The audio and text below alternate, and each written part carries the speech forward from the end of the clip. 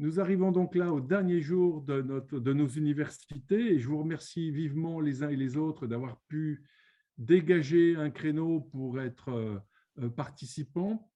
Je sais que c'est parfois difficile parce qu'il faut combiner la vie des établissements et services et donc se dégager du temps n'est pas toujours aisé.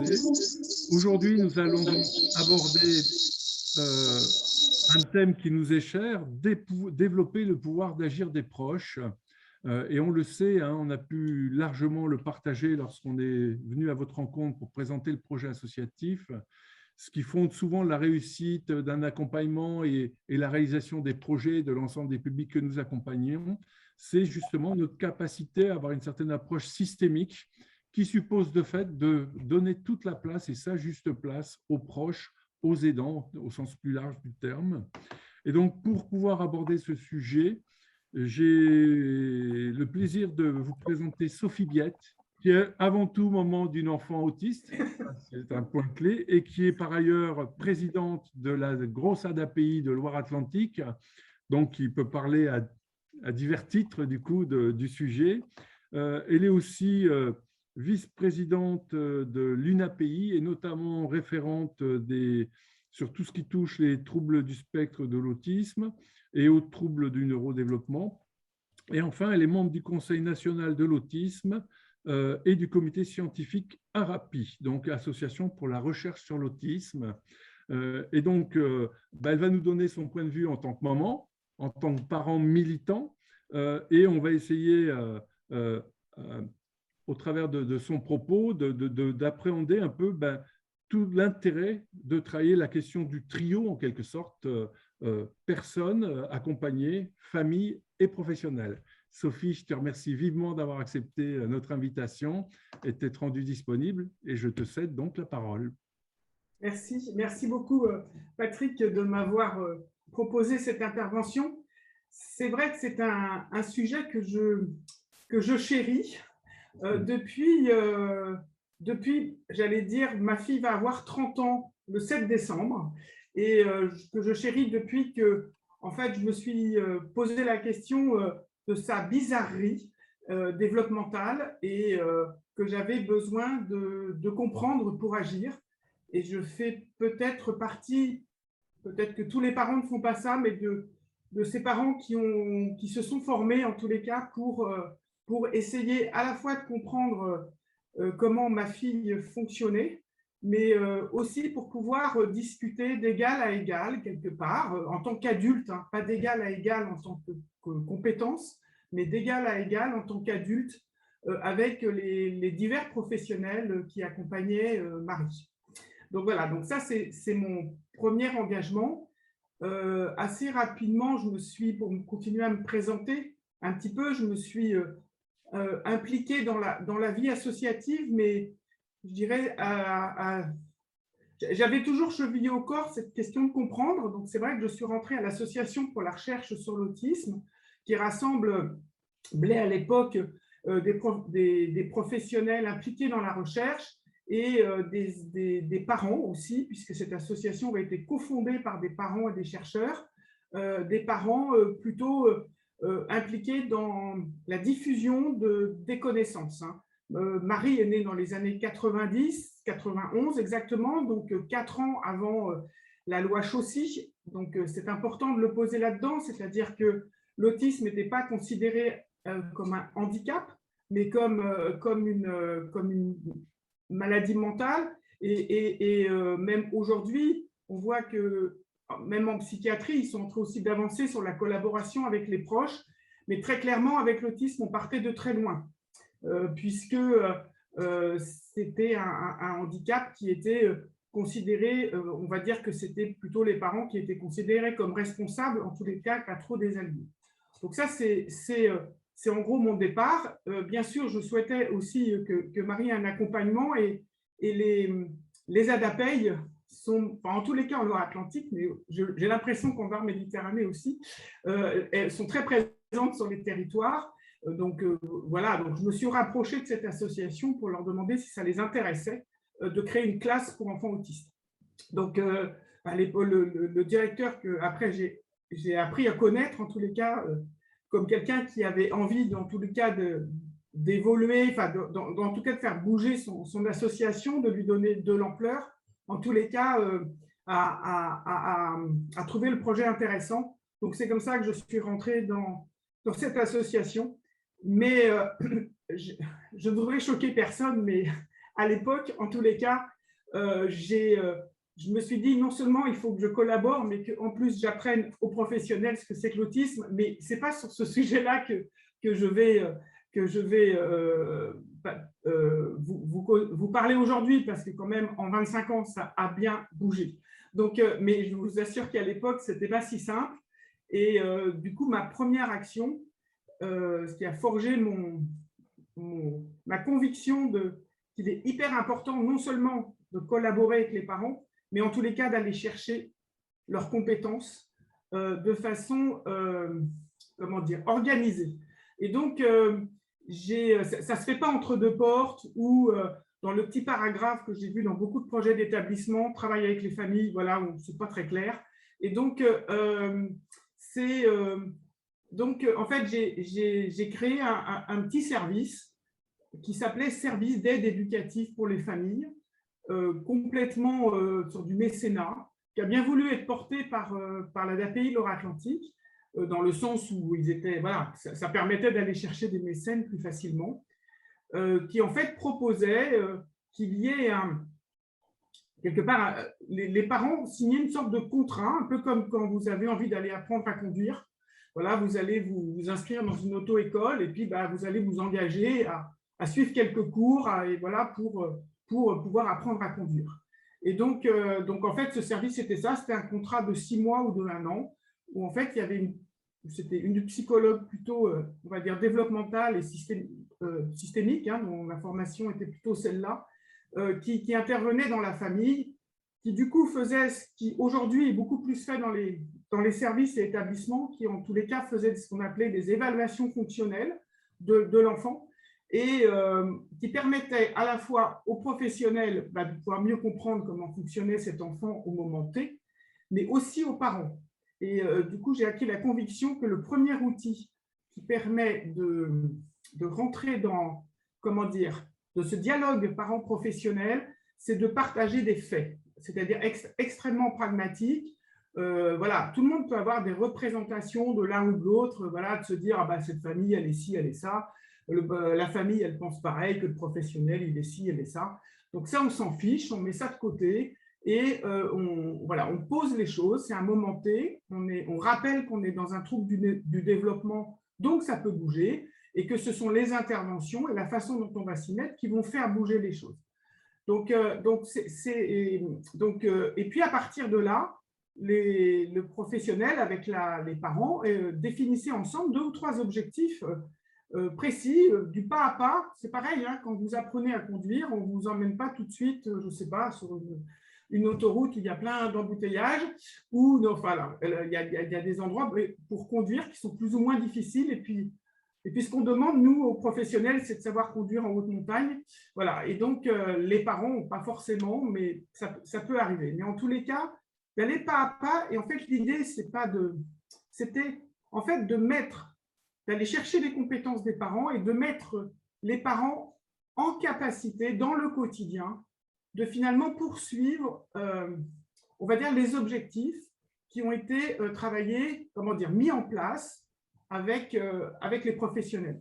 Donner un exemple très simple hein, qui va vous dire à tous, voilà, cet enfant, il a besoin, par exemple, d'un système de communication par image. Voilà, ça a été évalué par l'orthophoniste, il comprend à peu près le truc. Donc, voilà. Mais comme tout moyen de communication, en fait, il va falloir que l'enfant l'exerce. Et donc, moi, à l'époque, quand Marie était petite, en fait, ce travail, il était fait avec l'orthophoniste une fois par tous les 15 jours dans un bureau. Et puis après, c'était même pas étendu aux professionnels. Et en tous les cas, on n'expliquait pas aux parents comment ça fonctionnait.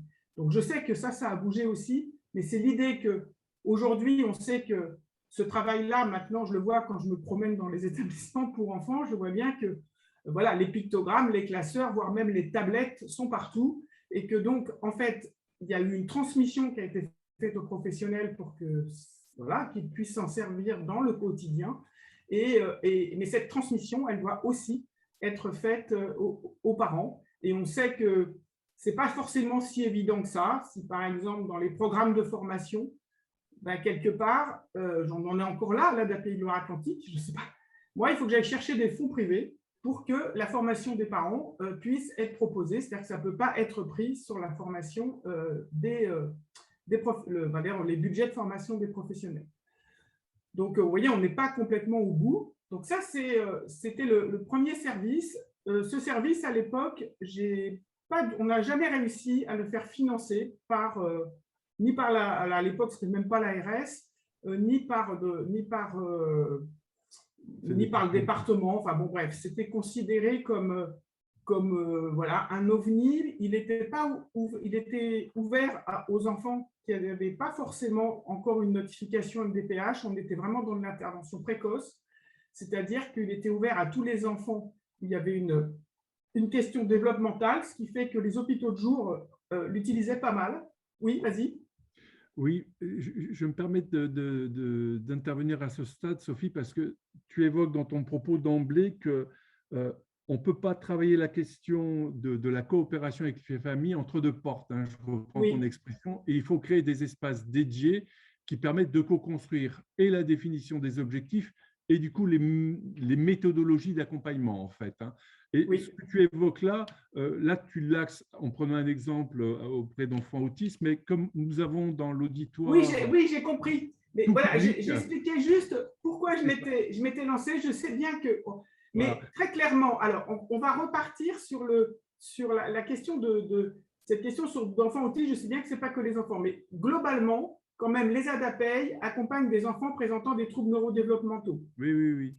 Aujourd'hui, voilà, la stratégie, c'est autisme et autres troubles du neurodéveloppement. Et je pense que la stratégie est exactement la même pour tous les troubles neurodéveloppementaux. Oui. Donc il y a l'intervention précoce, quel que soit le trouble neurodéveloppemental, est aujourd'hui primordial. Donc, certes, on est sur les petits-enfants, certes, ça a démarré avec l'autisme, cette histoire-là, mais on voit très bien, notamment dans les ADAPEI qui sont plus généralistes, que quand des équipes autisme ont mis en place ce genre de travail avec les familles, en tous les cas, ça a fait faire des progrès à tout le monde. En revanche, il est vrai qu'aujourd'hui, cette pratique-là, elle n'est financée que dans le cadre de l'autisme.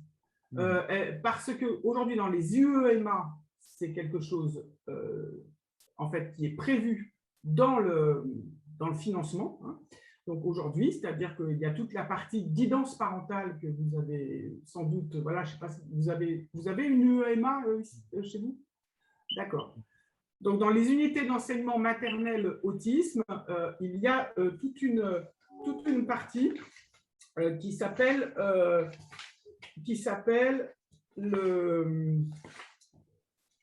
exactement, il y a un focus, guidance parentale, dont je peux vous lire, c'est-à-dire quand vous ouvrez une UEMA, vous êtes obligé de mettre en place un service qui s'appelle, enfin une partie guidance parentale, où il est marqué que la connaissance que les parents ont de leur enfant et de ses besoins font des parents des experts et des partenaires essentiels de toute proposition d'accompagnement. Une étroite collaboration est nécessaire tout au long de l'accompagnement. Et puis, la guidance parentale doit reposer sur 3 types d'actions. Accompagner les parents vers une meilleure compréhension du fonctionnement de leur enfant et des techniques à mettre en place. Cet objectif suppose une formation des parents à la sémiologie de l'autisme et aux techniques développementale et comportementale, formation qui est proposée et session à l'entrée dans l'UE et session de suivi. Et puis, valoriser et renforcer les compétences éducatives parentales, voilà, à même de s'ajuster au handicap et de stimuler au plus près l'enfant. Cela nécessite la démonstration et la régulation de gestes spécifiques au domicile au cours de séances de travail régulières permettant aux parents de s'approprier les techniques visant à exercer l'attention conjointe, les interactions sociales, la communication, le jeu. Voilà. Donc, en fait, et aujourd'hui, c'est le seul service avec les CESAD très précoces autisme mais vraiment, quand mon expérience justement de 25 ans de présidente d'association d'ADAPT de Loire-Atlantique, je peux vous dire que quand je discute avec des parents dont l'enfant présente un polyhandicap ou tout autre, ou une déficience intellectuelle, la question est la même. Hein. La question est la même, c'est-à-dire que cette organisation, après, c'est une question de curseur, voilà, de besoin de curseur qu'on va positionner, parce que, en fait, cette question de l'implication des familles, en fait, c'est un véritable, comment dire, il faut qu'on l'ait bien compris si on veut bien introduire l'autodétermination des personnes elles-mêmes. Parce que, je veux dire, on le fera pas, Patrick l'a bien expliqué, c'est un système et ça ne fonctionnera si cette partie, je veux dire, de collaboration avec les familles n'est pas bien intégrée. En fait, l'autodétermination avec les personnes, elle restera conflictuelle. Donc c'est parce qu'on n'aura pas appris quelque part à bien comprendre, les parents ne comprendront pas très bien en fait ce que le rôle des professionnels et ce qu'ils sont censés faire. Et les familles et les professionnels enfin, comment dire, c'est pareil de leur côté, ne vont pas très bien comprendre ou savoir exactement ce que les familles vont censées faire. Alors évidemment, là on parle les professionnels et les familles, ça ne veut rien dire, parce que c'est selon les familles, on est bien d'accord, et ça va être selon aussi les professionnels. Et moi, je crois qu'on est encore, pour sortir un petit peu de cette question de l'autisme, je pense que cette question de la collaboration famille-professionnelle, elle n'est pas récente. Hein. Elle date des lois de 2002, hein, dès le contrat. À partir du moment où vous signez un contrat d'accueil, quelque part, on signe un contrat et du coup, on est entre deux personnes adultes qui signent quelque chose. Hein. Donc ce n'est pas très récent. Mais on a vu, je ne sais pas si vous l'avez expérimenté, que c'était assez Covid compatible. En tous les cas, ça a les visios ont réactivé en fait cette spécificité. Et moi, j'ai beaucoup de témoignages de professionnels pendant la Covid, notamment auprès des enfants, qui ont dû intervenir en Zoom, là, comme on le fait aujourd'hui au domicile, et qui du coup étaient obligés d'aller chercher les compétences parentales, parce que je veux dire, de l'autre côté de leur écran, ils ne pouvaient pas faire trop travailler le gamin. Et à ce moment-là, de se rendre compte que les parents, d'abord, ils comprenaient ce qu'ils disaient, que deux, ils étaient capables d'appliquer quelques techniques, et trois, qu'ils avaient même des idées. Donc voilà, et que ça a même renforcé. Et puis le fait aussi d'être comme ça en tête à tête, voilà, ça a permis voilà, de rentrer un petit peu quelque part chez vous. Moi, là, je vous vois un petit peu chez vous, là, enfin, chez vous, dans votre établissement, dans votre décor. Moi, on m'a fichu un décor, voilà. Mais sinon, vous auriez pu voir voilà, un peu mon décor. Alors, moi, je crois vraiment que cette question, elle est hyper importante à l'heure de l'évolution inclusive, parce que malgré tout, moi, quand voilà, j'ai un petit peu plus de 60 ans, mais les frères et sœurs de mes copains n'ont pas été élevés en famille, globalement. Soit ils étaient dans des frères et sœurs, je veux dire, handicapés. Ils étaient dans des institutions, on va dire, mais des institutions qui étaient toute l'année. C'est-à-dire qu'on ne rentrait pas beaucoup au domicile, c'était des internats pour beaucoup. Donc, soit c'était l'internat, soit c'était que la personne, elle était un peu au fond du couloir à rien faire. Donc, en fait, c'est un peu ça. À ma génération, là, mes enfants, effectivement, c'était plutôt, on va dire, de l'IME. Voilà, les CESAD étaient des portes d'entrée d'IME quand Marie était petite. Il n'y avait pas beaucoup de place à l'école, voilà, il y a 25 ans. Mais l'enfant rentrait tous les soirs quand même à la maison. Il est le mercredi après-midi, le week-end. Donc, mine de rien, les parents, ils passaient, enfin, moi, je passais, finalement, je pense que c'est 2 tiers du temps qu'on a nos enfants, et vous, 1 tiers. Donc, et là, on va être de plus en plus en mode inclusif, c'est-à-dire qu'on va être en plateforme de service avec des prestations expertes qu'on va fournir. Et parmi ces expertises, vous avez le rôle aujourd'hui d'aller agir auprès, alors si je prends les enfants, mais auprès des écoles, d'aller agir auprès des entreprises pour les gens qui travaillent, d'aller agir sur les acteurs du logement pour ceux pour l'habitat, agir auprès des trucs de loisirs et des services. Mais voilà, il faut aussi agir de la même façon avec les familles. Et après, ça peut être les proches. Hein. Enfin, dire, quand on dit famille, c'est un terme très générique. Et évidemment, le travail n'est pas le même quand l'enfant a 3 ans ou quand il a 40 ans. Mais en revanche, ce que je crois, c'est que ça ne s'improvise pas et que, en fait, s'il n'y a pas eu de collaboration parents-professionnels mise en place de façon assez structurée et qui ont instauré une confiance, en fait, c'est beaucoup plus compliqué à mettre en place à 40 ans que quand l'enfant a 3 ans. Voilà, c'est-à-dire que c'est quelque chose qui, c'est-à-dire que si ça n'a jamais été mis en place de façon, voilà, par exemple, la personne, elle est rentrée en foyer de vie, un foyer de vie qui prend à peu près tout en charge. Vous, les professionnels, vous pensez qu'il a suffisamment évolué pour peut-être, vous voyez, aujourd'hui, je ne sais pas si ça se développe chez vous, mais je pense que oui, vers de l'habitat inclusif. Voilà, vous pensez que cette personne, elle pourrait avoir accès à une vie sociale beaucoup plus large, qu'elle pourrait aller vers de l'habitat inclusif. Pourquoi pas, elle a une copine, ou elle a une copine, elle aimerait habiter avec. Enfin, voilà. Donc, vous pensez vraiment que la personne est prête, le travail est fait avec elle, vous n'avez pas associé les parents avant, je veux dire, on court à l'échec. On court à l'échec.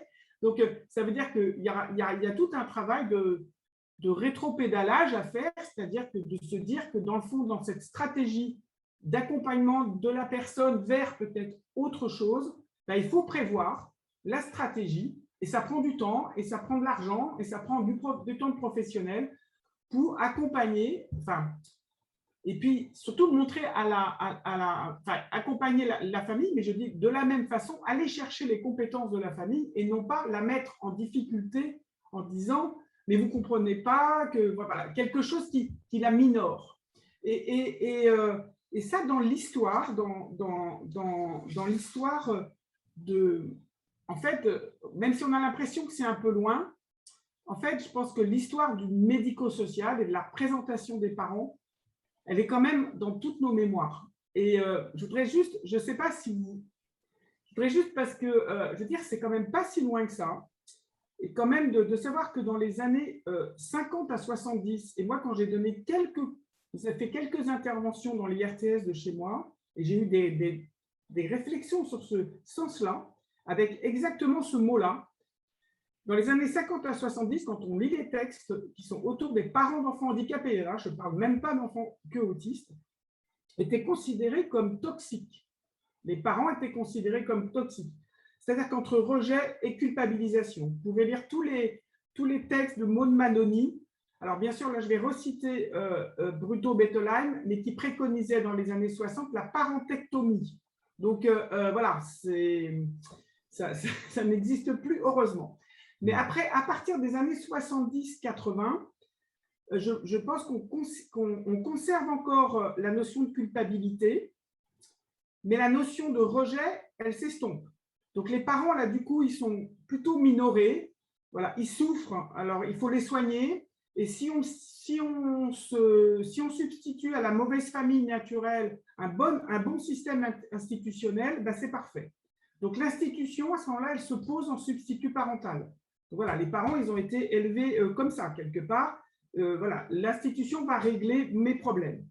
Alors, les bourreaux parents, hein, là, qui étaient dans les années 50, ils deviennent tout d'un coup des victimes. C'est-à-dire que les parents et les enfants, leurs enfants handicapés sont un peu sur un même plan. Tous fragiles, tous à protéger, tous en fait, en gros, inadaptés. Et du coup, on le retrouve vraiment dans les anciens projets d'établissement sur le travail avec les familles. C'est hallucinant, quoi. On a ce paragraphe, il n'y a jamais marqué le travail des professionnels avec les familles. Alors, heureusement, aujourd'hui, on a des paragraphes mais c'est un peu plus ancien, des paragraphes qui décrivent la collaboration parents-professionnels, comment elle est organisée dans mon établissement. Et ça change, derrière les mots, il y a les choses, hein, parce qu'il y a des représentations. Alors, petit à petit, quand même, la notion de culpabilisation, elle a tendance à disparaître dans les années 90, mais alors, celle de la souffrance, elle continue à perdurer, hein, sur le stress post-traumatique qui ne serait jamais réglé, le déni, voilà, et que voilà, on passe, et ça reste un peu en fond d'écran, on va dire. Et on passe pas tellement, donc c'est pas si évident que ça, de passer d'une pratique de stigmatisation à une pratique de collaboration. Et j'ai tout récemment un exemple, justement avec la crise Ségur qu'on vit en ce moment. Il y a eu comme ça une réunion dans un foyer d'accueil médicalisé avec les familles en disant bah voilà, on a des problèmes par moment, voilà, pour avoir suffisamment de professionnels, pour que les personnes puissent avoir suffisamment d'activités. Et qu'en gros, si vous avez du temps, les professionnels disaient, si vous avez du temps, nous, on est preneurs de votre participation pour aller accompagner une balade, pour, voilà, vous voyez, une activité du quotidien. Il y a un parent qui a dit, mais c'est incroyable, on me l'a jamais proposé. On me l'a jamais proposé. Voilà, d'aller, mais c'est vrai, c'est-à-dire que, voilà, moi, ça m'avait frappé quand, moi, Marie, c'est ma 5e enfant. À l'école, régulièrement, on nous demandait est-ce que vous pouvez venir accompagner les enfants au musée, voilà, faire. Oui, quand il y a des sorties scolaires, on fait appel aux parents. À l'IME, moi, en tous les cas, je ne l'ai jamais connu. Donc, vous voyez, d'aller quelque part, de faire rentrer les parents dans l'institution, voilà, quelle place ils ont. Et puis donc. Et c'est en 1997, hein, simplement, qu'il y a Pierre Loubat, que vous devez tous connaître, qui écrit que vraiment associer les familles à l'action éducative des professionnels. Parce qu'on est vraiment là, c'est pas associer les familles pour qu'elles soient bien et qu'elles acceptent bien le handicap. Ça, j'allais dire, c'est pas votre problème. C'est qu'en gros, c'est comment on va associer les familles à l'action éducative des professionnels constituera l'un des principaux enjeux et paris pédagogiques de la décennie à venir. Voilà. Alors, on était en 1997, et du coup, quelque part, alors je sais bien qu'il y a des familles, vous allez tous me dire, et c'est normal, il y a des familles, vous avez sans doute rencontré des familles extrêmement souffrantes, voilà, mais de se dire déjà, de se poser comme postulat de démarrage que la famille est... en fait, le handicap, c'est en fait un chamboulement dans la vie d'une famille. C'est vraiment un chamboulement. Voilà, il y a quelque chose il y a un avant et un après, ça. C'est sûr qu'on ne peut pas le nier, mais que ça peut aussi donner des compétences et une expertise. Et que c'est ça qu'il faut aller chercher. Voilà. Donc, je ne sais pas si vous avez des questions déjà à ce niveau-là, parce qu'après, je peux rentrer dans des pratiques un petit peu plus... là, j'ai passé l'histoire. Les lois 2002 et 2005 aussi renforcent la place des parents et des personnes handicapées. Donc, quelque part, voilà, le contrat qui instaure une relation de service, et on a vu juste pour finir sur cette histoire, on a vu vraiment dans les formations des professionnels beaucoup de choses sur ce sujet-là, hein, sur le projet personnalisé, sur les contrats. Vous voyez, tous ces outils en fait, qui vous servent à causer avec les familles. Mais les familles, tout d'un coup, il fallait qu'elles passent quand même d'une position, quelque part, de personnes souffrantes à tout d'un coup devoir s'impliquer. Vous voyez, il n'y a pas vraiment d'organisation, sauf des initiatives, hein, il y a des initiatives qui se prennent comme ça, mais vraiment, ça ne fait pas partie systématiquement, voilà, votre enfant va être suivi par notre service X. Voilà, il y aura, par exemple, je dis n'importe quoi, je vais prendre un IME, voilà, il est de 9h à 16h, l'IME va vous ramener, donc vous regardez tout le contrat de fonctionnement, il n'y a pas une ligne sur je veux dire, les temps qui vont aller chercher les compétences parentales, par exemple. Donc après, ça va se construire, hein, ça va se construire au fil du temps avec, il y avait certains, mais ce n'est pas quelque chose qui est clair dans nos projets d'établissement, dans le projet, ça ne fait pas partie des outils extrêmement bien identifiés. Et donc, ces outils, évidemment, doivent être… Alors, je parle là, sachez qu'à la DAPI Loire-Atlantique, ce n'est pas fait non plus. Hein. Donc, je ne suis pas du tout là en donneuse de leçons. Hein. Mais moi, je pense qu'on est tous en train de s'engager dans l'autodétermination des personnes handicapées. Je pense qu'il ne faut pas louper cette marche en même temps, alors peut-être déjà en mettant les parents, en tous les cas, moi je plaide dans mon association, je pense que ça va se faire pour que le programme de formation qui va accompagner tous les professionnels sur l'autodétermination ait un volet famille qui soit pris dans le cadre de la formation continue de l'établissement, enfin de l'association. Sinon, ça ne marchera pas. Sophie, merci de ce que tu évoques là. Tu nous rappelles l'histoire et un peu des positions du coup historiques qui se sont un peu ancrées dans les cultures de fonctionnement. Ben oui. Et même si dans les formations et dans les outils qui ont été développés, on voit qu'il y a une intention, tu nous invites à vraiment réfléchir là aussi des processus en quelque sorte où on crée des temps dédiés sur comment on va renforcer l'expertise des parents, mais aussi des proches aidants pour créer une vraie dynamique de coopération. Comment on va être dans une logique où on va davantage partager les expertises en quelque sorte, même si le mot me semble parfois un peu prétentieux parce qu'être expert, ça veut dire qu'on connaît énormément de choses, mais en tout cas partager nos connaissances. Et tu évoquais un exemple que je trouve intéressant. Tu disais, mais c'est vrai que autant dans les écoles classiques, régulièrement les parents sont sollicités pour venir aider, pour accompagner les enfants qui font une sortie et autres. Et dans nos établissements, peut-être qu'on ne le fait pas assez et peut-être qu'il y a des choses à réfléchir pour, pourquoi pas, co-construire des activités, créer des espaces en fait, de mise en situation partagée. Voilà. Parce qu'en fait, finalement, les parents, ils vont être rencontrés, parce que de toute façon, vous êtes obligés de faire signer un contrat, vous allez les voir pour le projet personnalisé. Alors après, ça peut être fait de façon diverse, hein, selon le type. Bien sûr, la personne la personne accompagnée va être très impliquée ou pas selon ses compétences, mais en tous les cas, c'est très institutionnel. Et que du coup, en fait, une relation, elle ne se construit pas uniquement sur de l'institution, et donc de créer des espaces pour du coup faire rentrer les personnes. Mais c'est pareil pour des adultes, hein, ça peut être, tiens, il y a besoin de faire des travaux, je ne sais pas, dans telle annexe où on fait du bricolage, on demande aux parents, est-ce que vous ne pouvez pas venir bricoler avec nous? Et il faut que les éducateurs, bien entendu, ils soient là. Ce n'est pas une action, quelque part, ce n'est pas une action de l'association. C'est vraiment une action qui va permettre d'instaurer une relation parent-professionnel. Donc, quelque part, c'est un travail professionnel. Et ça veut dire que les professionnels, ce jour-là aussi, ils sont présents pour bricoler.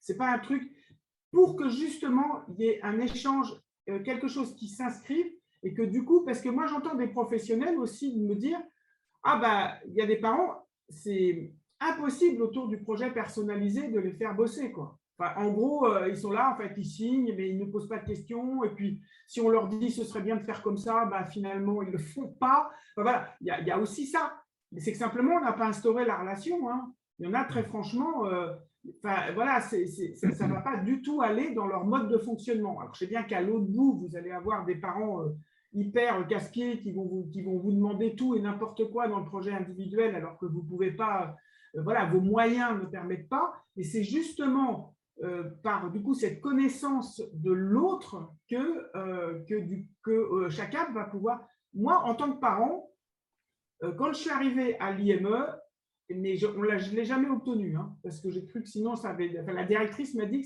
que ma demande aurait pu déclencher une grève. Donc, voilà, vous voyez, pour dire, c'est que je voulais qu'il y ait une réunion d'information sur les métiers des personnes qui accompagnaient mon enfant. En fait, moi, je n'avais jamais rencontré de psychologue de ma vie. Je suis désolée, mais je n'en avais pas eu besoin. Les éducateurs, je ne savais pas ce que c'était. Et je ne connaissais aucun des métiers qui étaient dans le médico-social. Et la plupart des parents, beaucoup de parents ne connaissent pas nos métiers. À quoi ça sert? Quoi ça sert un chef de service?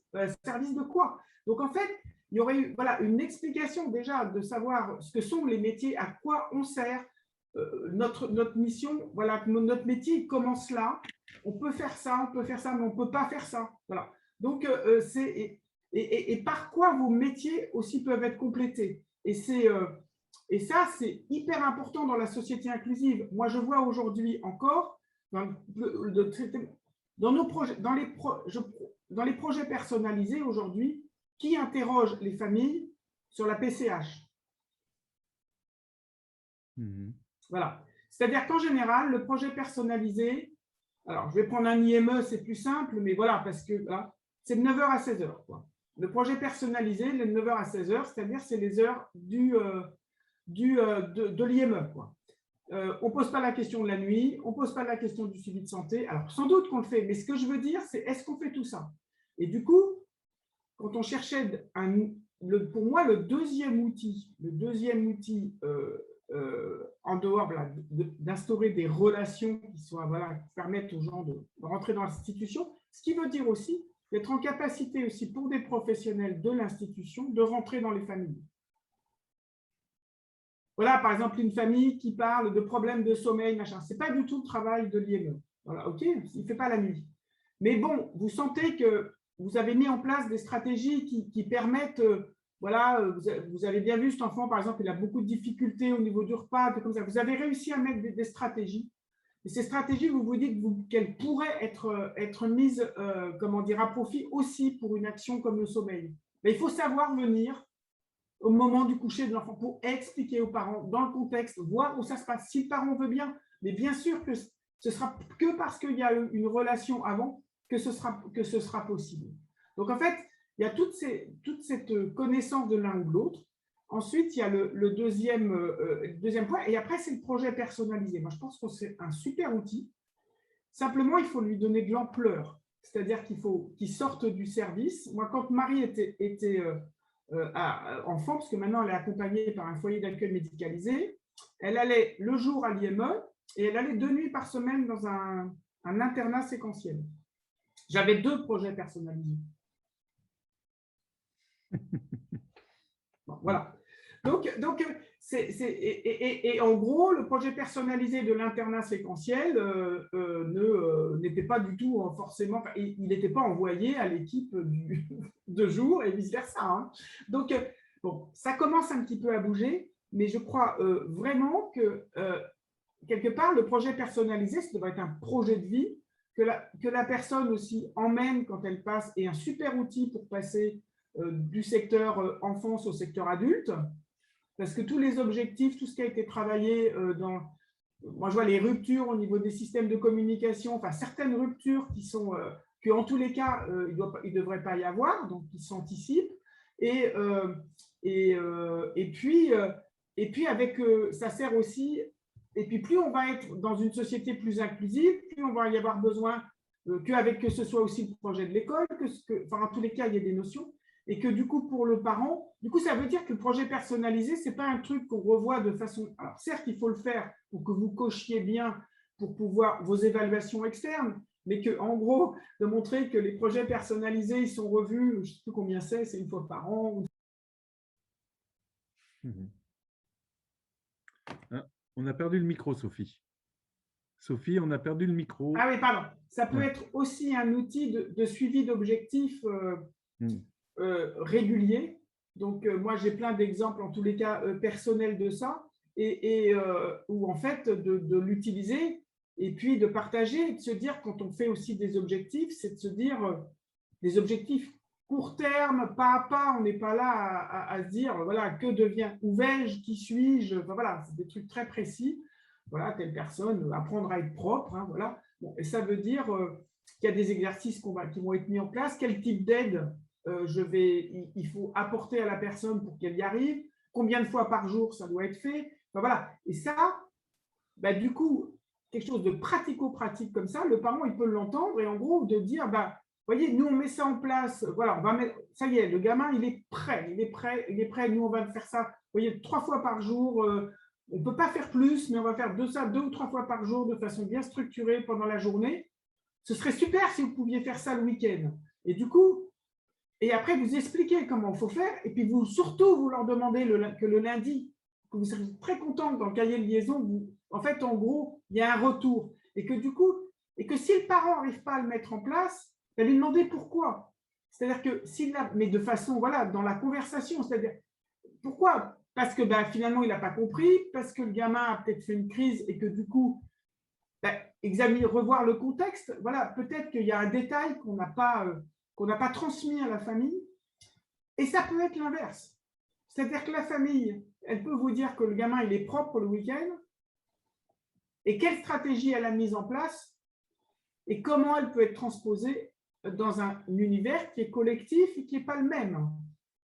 Donc, il y a quelquefois des compétences qui ont été acquises à la maison, mais c'est pour ça que l'écosystème dans lequel on est hyper important. Et quelquefois, il y a des choses voilà, qui vont être totalement… Voilà, où ça va très bien marcher en famille, mais pas du tout… mais comment on peut faire pour généraliser? Et du coup, ça va être comment dire, la mutualisation, là, je vais au-delà de la collaboration, la mutualisation parents-professionnels, voire même personne elle-même, si elle peut être impliquée dans son propre objectif, qui va faire qu'on va gagner sur cet objectif-là. Et donc voilà, donc c'est… En fait, l'idée, la collaboration parents-professionnels, ce n'est pas pour faire plaisir aux parents, hein, ni pour faire plaisir aux professionnels. Hein, on est d'accord? C'est pour que la personne, elle puisse aller au bout de ses compétences. Il ne faut pas perdre cet objectif-là. Hein, parce que si c'est juste pour… Après, tant mieux, hein, si on a des bons moments qu'on passe avec les professionnels ou que les professionnels passent des bons moments avec les familles. Hein, c'est plutôt plus agréable. Mais quand même, l'objectif, il ne faut pas se perdre, c'est que la personne, elle fasse des progrès. Donc, voilà. À ce stade, Sophie, j'ai quelques réactions sur le chat. Donc, on a un service… Oui. Alors, vas-y. J'ai un service donc, qui est une structure qui accueille des enfants autistes donc, sous forme de répit et qui nous indique que comme on accueille en file active et que de fait, compte tenu des modalités de fonctionnement de ces structures, l'élément clé, c'est déjà d'établir la relation de confiance effectivement avec les parents et de créer des espaces adéquats pour justement accueillir comme il se doit les enfants, partir justement des compétences des familles pour pouvoir les utiliser dans la structure. Et puis, la question de la collaboration, elle se fait assez naturellement dans un deuxième temps, en fait. Hein. Donc, c'était plus un témoignage qui abondait dans le sens… Moi, qui ai utilisé le répit pour Marie depuis qu'elle avait 8 ans, beaucoup, et en tous les cas, merci de créer ça parce que c'est hyper important. En tous les cas, c'était effectivement souvent à partir des structures de répit, mais vraiment dédiées répit, que en fait, j'ai vu tout l'intérêt de… En fait, ces pratiques-là, effectivement, dans les structures de répit depuis longtemps, sont… il y a une espèce… parce qu'on sait qu'on va avoir l'enfant sur un temps court, et du coup, voilà, on va prendre toutes les informations. Donc, mais donc, tout l'intérêt… Souvent, alors certes, il y a des enfants qui ont… C'est tout l'intérêt pour que les professionnels, mais qui du coup accompagnent pas en répit, mais à côté, en tous les cas, outillent les parents pour que justement, ils puissent aussi être de bons interlocuteurs dans les structures de répit. Parce que, en fait, ce qui est important, quelque part, c'est d'aller vraiment chercher les compétences des parents. Voilà. Elles sont pas toujours… voilà, en fait, il y a aussi cette stratégie d'aller les chercher et que du coup, je suis sûre qu'on en loupe un paquet si on n'a pas pris l'habitude d'aller les chercher. Voilà. C'est indéniable. Sophie, je me permets d'essayer de réguler, d'animer. Oui, oui. Il y a Karen, justement, qui est responsable de cette maison de répit qui voulait intervenir, et Anne Drouin. Mais avant de leur donner la parole, juste peut-être souligner un aspect qui me semble important, c'est que ce que tu décris en termes de process, moi, si je le transpose auprès d'autres types de publics, que ce soit des publics de maisons d'enfants à caractère social qui relèvent de l'aide sociale à l'enfance, mais dont les familles ont toujours l'autorité parentale, que ce soit pour les proches en structure EHPAD, tout ce que tu indiques, en fait, est l'approche systémique et les temps dédiés pour co-construire en fait, les choses me semble effectivement transposable partout. Oui. Ceci étant dit, je donne donc la parole à Karen et ensuite à Anne. Bonjour. Bonjour, madame. Oui, effectivement, donc nous, ça s'est presque imposé à nous, le fait que nous ne connaissions pas et que nous connaissons très peu les enfants qui viennent. C'est quelque chose qui s'est donc imposé, mais pour laquelle on a appris à travailler autrement. Et ça a apporté ses fruits de vraiment partir de l'expertise des parents et effectivement d'y revenir par questionnement de façon régulière. Et après, les choses peuvent aussi s'inverser à partir du moment où la relation de confiance est établie. C'est-à-dire que là, après nous, des parents, par exemple, je vous rejoins, qui rencontrent des difficultés dans l'endormissement de leur enfant, peuvent nous demander conseil, puisque nous, on a aussi développé des accompagnements à ce niveau-là. Et je vous rejoins aussi sur le projet personnalisé. On a énormément de mal à faire entendre aux écoles d'éducateurs spécialisés, par exemple, que nous n'avons pas de projet personnalisé, nous, ici, que nous sommes un outil du projet personnalisé dans la structure d'accueil. Et alors oui, on peut construire des objectifs d'accueil par séjour pour un enfant, parce qu'ils peuvent évoluer, ou voilà, ça peut être sur pouvoir lui apporter un moment d'apaisement pour les nuits, ça peut être lors du repas, enfin peu importe.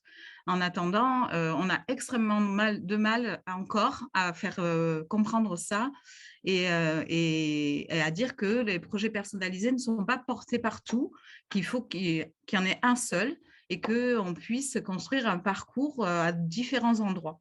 Ça, c'est assez essentiel parce que sinon, on s'y perd. Et j'imagine bien que les parents ont effectivement après des interlocuteurs tellement différents que ça peut être compliqué aussi. Voilà. Merci, Merci. Ça suppose un système d'information assez élaboré, justement. Parce que oui, c'est-à-dire d'utiliser cette technique. Voilà, on a cette obligation depuis 2002, c'est-à-dire de lui donner un peu une amplitude et une utilité au quotidien. Alors peut-être que des tablettes peuvent permettre, voilà, enfin, en tous les cas, de réfléchir parce et que ça devienne un projet de parcours quelque part, plus que ou un projet de vie, c'est bien prétentieux, mais c'est que et puis plus on va être en société en mode inclusif, c'est-à-dire en gros avec plein d'interlocuteurs, plus ça va devenir indispensable parce qu'on ne va pas se mettre à faire 10 projets personnalisés. Si on est accompagné par 10 types de structures, ça va devenir fou. Hein.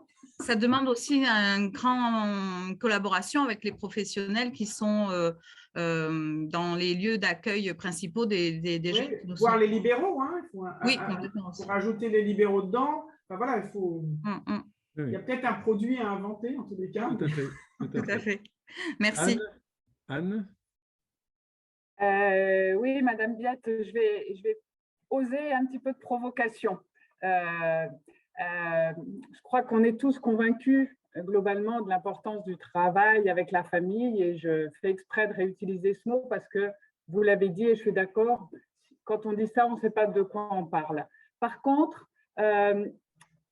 jusqu'où faut-il aller? C'est-à-dire comment éviter aussi le piège de l'autre extrémité du balancier. Hein, c'est-à-dire qu'il y a quelques années, les familles, on ne voulait pas en parler, on ne s'en préoccupait que très peu. Et aujourd'hui, il y a une forme d'injonction dans les textes également à associer les familles. Or, Patrick parlait tout à l'heure d'un parallèle avec l'école, mais on le sait bien, quand on regarde dans les écoles ou dans les clubs sportifs, etc., on a un très faible pourcentage de parents qui s'engagent, qui sont extrêmement intéressés, qui suivent de près leurs enfants ou qui vont se renseigner régulièrement à l'école pour savoir ce qui se passe. Donc nous aussi, sur notre place de professionnels, comment mesurer aussi cet espace-là? Parce qu'il y a des parents, et est-ce qu'il ne faut pas l'accepter aussi, qui nous disent ça va, je veux respirer aussi, je fais confiance, mais je n'ai pas envie que vous m'interpelliez trop, je n'ai pas envie d'apprendre plus que ça, laissez-moi tranquillement, à ma place, à la place que j'occupe, comme je l'occupe. Alors, je vais répondre en deux parties. C'est évident que vous pouvez obliger aucun parent effectivement à faire quoi que ce soit. À partir du moment où vous êtes, voilà, il doit quand même respecter le règlement du fonctionnement de l'établissement. Enfin, voilà. Bon. Donc ça, on ne peut pas aller au-delà. En revanche, moi, je parlais de la précocité au démarrage, c'est-à-dire que c'est vrai qu'il peut y avoir et puis, il y a des moments dans la vie aussi qui peuvent être des moments où le parent, effectivement, et c'est totalement logique, et tant mieux. Et je pense que, comment dire, que plus il y a une collaboration, quelque chose qui s'est construit dans la confiance et dans vraiment le partage des actions quand l'enfant est petit, plus le parent va être en capacité de pouvoir prendre du recul.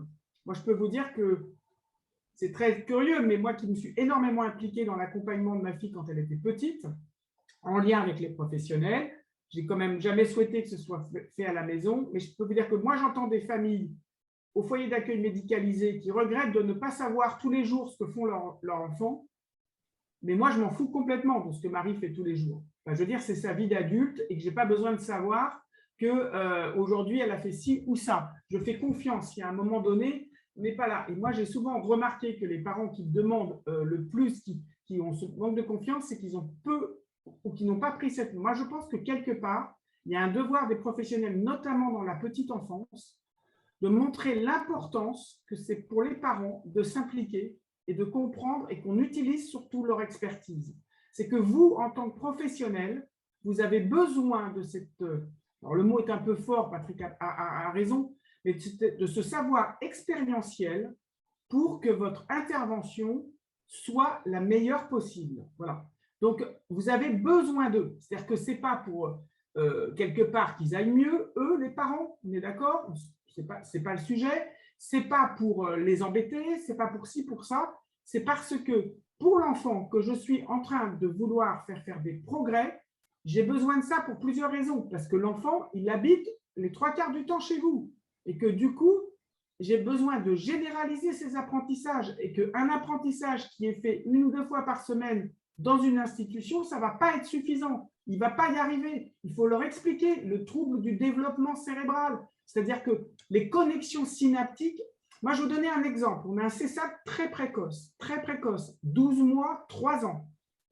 Il y a 25 heures d'intervention professionnelle par enfant. Il y a 10 heures, 25 heures, je dis n'importe quoi. Il y a 25 heures d'intervention par enfant. Il y a 10 heures qui doivent être faites par les parents, 15 heures qui sont faites par les professionnels. Et avec des trucs, mais les interventions parentales, ce sont des interventions dans le quotidien. On est bien d'accord. Il n'est pas à la table avec le gamin. Donc c'est aujourd'hui, de tous ces enfants-là, on a ouvert en 2015 ou 16, aucun des enfants ne va en IME. Aucun. D'accord? Ils vont tous en milieu ordinaire. Donc, ce que je veux dire, c'est qu'il y a un véritable enjeu dans la précocité à ce que on est en pleine connexion synaptique. Donc là, on est dans le soin, c'est-à-dire que ça fait partie du truc, c'est-à-dire qu'il faut vraiment investir et montrer aux parents.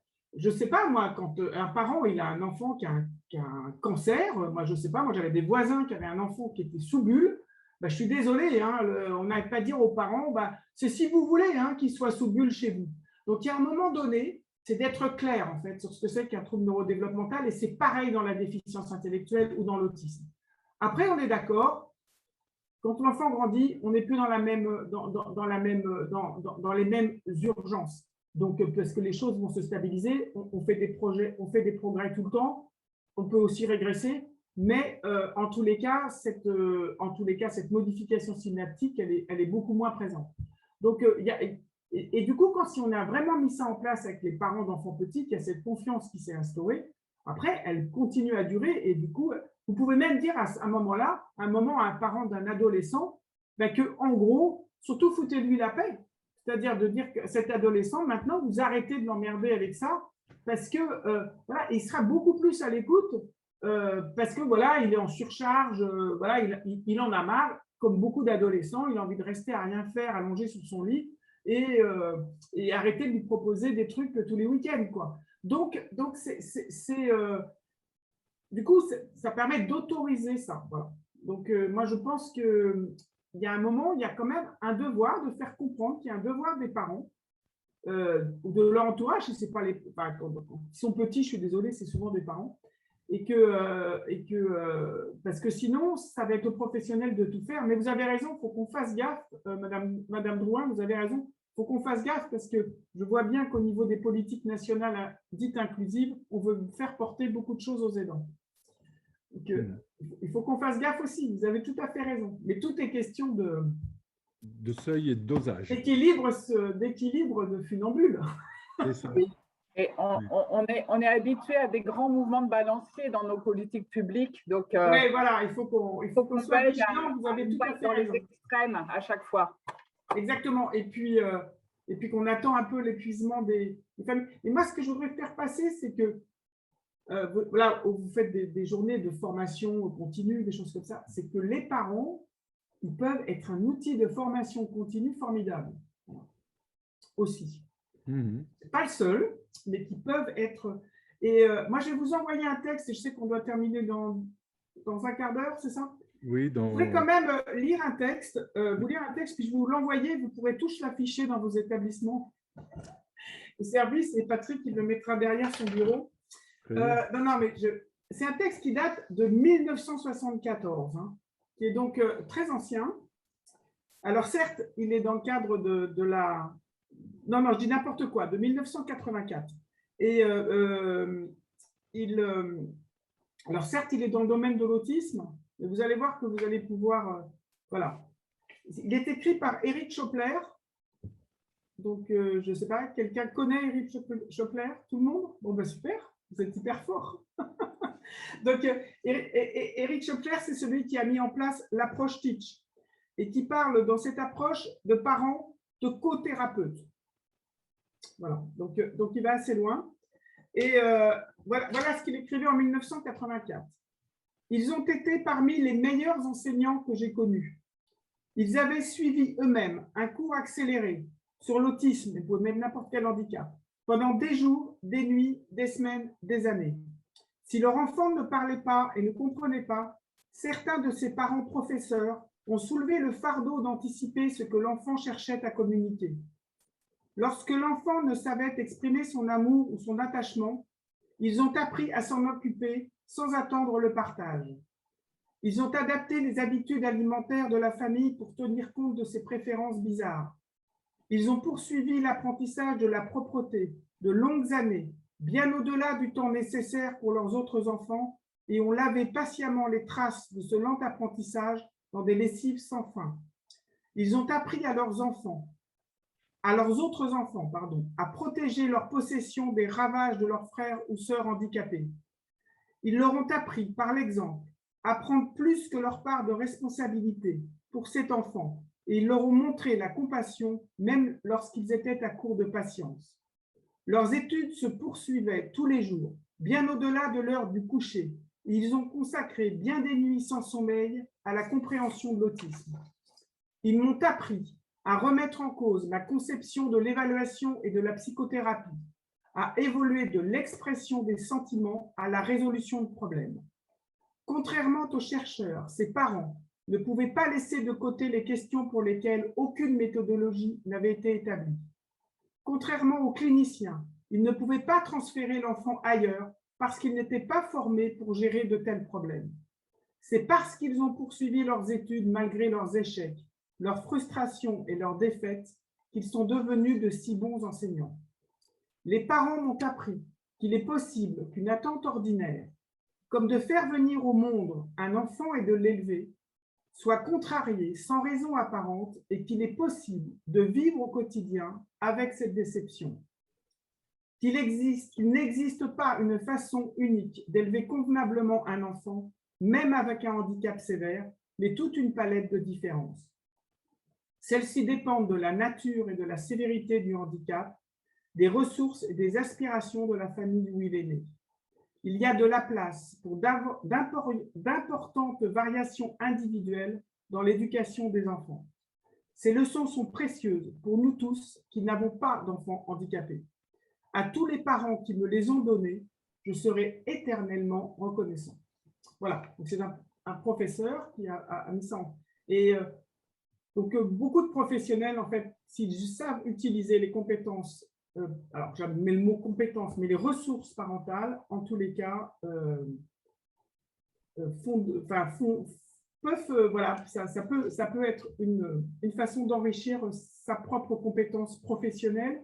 Et en plus, au niveau, et juste pour terminer, et au niveau, alors je n'ai pas fait la liste, mais au niveau scientifique, hein, il y a pas mal d'études qui ont été faites, de montrer que de rendre les parents agents actifs dans la prise en charge de son enfant, ça induit des bénéfices au niveau du développement de l'enfant, et ça induit des bénéfices au niveau de la diminution du stress parental et de leur propre sentiment de compétence, et que ça induit, quand c'est des enfants, en tous les cas, le comportement des autres enfants, des frères et sœurs aussi s'améliore.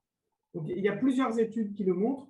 Alors après, il faut aller les chercher. Moi, je peux vous envoyer la liste. Mais en tous les cas, c'est tout ce que je vous dis là, ça vient de mon expérience, mais c'est des trucs qui sont prouvés aujourd'hui par suffisamment de recherche. En tout cas. Tout à fait. Voilà, j'ai terminé. Sophie, merci beaucoup. J'avais peut-être une dernière question. Oui, parce que je vous envoie un texte, Madame Drouin, Madame Emmanuel et Patrick. Comme ça, vous pourrez le distribuer à tout le monde. Bien évidemment, on sera très preneur de le lire avec tout l'intérêt qu'il mérite.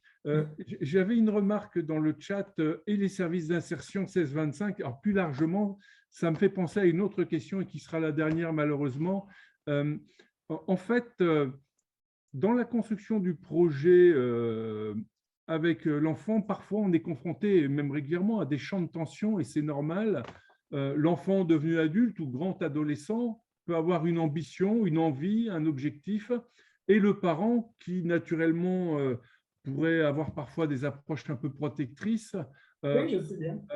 peut du coup avoir une forme de résistance. Et comment donc, de ton point de vue et fort de ton expérience, comment on appréhende des fois ce champ de tension entre l'objectif de la personne accompagnée, et c'est elle qui doit être auteur et acteur de son projet. Oui, je suis d'accord avec toi. Et comment, du coup, en tant que professionnel, on régule cette possible tension existante? Alors là, je ne sais pas faire, mais en revanche, ce que je pense, c'est qu'il faut se doter des outils qui permettent de faire le pas de côté. Et moi, c'est-à-dire que l'affrontement, et puis on n'arrivera pas à convaincre, voilà, comme ça. Et je pense que d'abord, il y a 2 points. Des évaluations fonctionnelles. Je pense que ça, c'est un outil voilà, d'expliquer que voilà, au niveau fonctionnel, il y a des évaluations extrêmement simples comme le Vineland hein, qui vont permettre de montrer en fait, la capacité qu'a la personne aujourd'hui, voilà, et que du coup, ça correspond à ces capacités-là. Après, il y a aussi l'expérimentation qui est importante et du coup, on se dit, on va l'évaluer par étapes. Après, voilà, le parent qui dit non à tout, moi, je ne sais pas. Après, il n'a sans doute pas instauré une relation de confiance avec les équipes. Moi, je vais vous donner un exemple, là, du coup, personnel. Donc, Marie est en foyer d'accueil médicalisé, autiste sévère. Et il y a la chef de service qui a eu une idée un peu saugrenue, mais je trouvais plutôt pas mal. C'est-à-dire qu'elle a souhaité inscrire, comme ils sont un peu physiques, là, tous ces grands jeunes adultes, de les inscrire au triathlon. Alors, vous n'êtes pas du tout dans le coin, mais nous, il y a un triathlon à La Baule, triathlon Audencia, où il y a à peu près, je ne sais pas, 10 000 personnes sur la plage qui partent ensemble nager et puis courir et faire du vélo. Donc, c'est un truc de fou où elle est amenée des adultes autistes et du coup, ils ont demandé l'autorisation aux parents. Et voilà. Et il y a des parents qui n'ont pas voulu. Ils n'ont pas voulu parce qu'ils avaient en disant dans la foule, voilà, ça n'a pas fait. Il n'y avait pas suffisamment. Et donc, voilà, après, il y en a d'autres qui ont voulu. Alors, peut-être que la façon dont c'était proposé, c'était aussi de dire, voilà, pourquoi on pense qu'on peut le faire et que c'était un expérimental, c'est que si c'est trop difficile, on a la possibilité de repli. Moi, je pense que, voilà, en fait, il y a des trucs qui font, et en fait, au final, ils ont été assez nombreux à y aller parce que le travail a été fait de petit à petit. Donc en fait, et puis de montrer que, par exemple, bon, pour Marie, c'était de faire la natation. Donc, moi, ça fait des années, enfin, pas des années, en fait, Marie sait nager, et moi, ça fait beaucoup de temps que je demande à ce qu'on fasse plus de natation avec elle, et du coup, j'ai fait venir quelqu'un d'extérieur pour nager avec elle. Et du coup, ça a motivé toute l'équipe qui voulait absolument qu'elle fasse ses 500 mètres dans la mer. Donc, en fait, du coup, c'est aussi motivant pour les professionnels d'aller vers des actions, c'est de montrer quelque part aux familles qu'on met en place tout pour sécuriser et en même temps, il faut parler de la dignité du risque, mais bon, voilà. Merci. On n'apprend pas sans prendre des risques. Sophie, Personne. Voilà, mais non, j'ai pas de solution. Hein. Je brode, j'ai pas de solution. Non, mais je te remercie de cette réponse parce qu'en fait, il n'y a pas une réponse type. Il y a une gestion de situation adaptée. Voilà, il faut faire le pas de côté, je pense. Voilà, j'ai trouvé intéressant ton expression un pas de côté. Et en fait, l'utilisation de certains outils, tu as parlé de Vineland, mais il y en a d'autres, qui fassent un peu médiation et qui évitent d'être trop sur du ressenti, mais qui permettent d'objectiver. Voilà, d'un petit peu objectiver les choses, quoi. Voilà, très bien. Voilà. Et que si le parent il observe pas les mêmes choses dans son contexte de vie, par exemple, je ne sais pas, dans les professionnels disent ben voilà, il est capable d'aller prendre le bus, il prend les transports, tout ça. Alors on est dans le 16-25. Et puis le parent dit mais pas du tout. Ben, du coup, de montrer qu'il peut faire le trajet, mais du coup de montrer aux parents qu'il peut le faire. Et moi, j'ai même vu des professionnels dire vous prenez, vous rentrez, enfin, en gros, il ne faut pas que votre enfant, mais vous pouvez le suivre pendant 3 ou 4 trajets et vous allez voir comme il va. Donner à voir aux parents, quoi. Donner, leur montrer, quoi. Faire comme Thomas, là, il faut qu'il teste. Ça. Voilà, merci. C'est nous qui te remercions, Sophie. Ça a été un vrai plaisir d'avoir ce temps d'échange avec toi. Et on n'hésitera pas à te solliciter au-delà du texte que tu vas nous transmettre si on souhaite prolonger les échanges. Et à charge de revanche, d'ailleurs, je vais te remercier. Et par contre, je vais demander aux participants de rester parce qu'on va vous dire un petit mot de conclusion. Donc, on va libérer Sophie. Je m'en vais. Au revoir à tous et merci. Encore merci, hein, Sophie. De rien.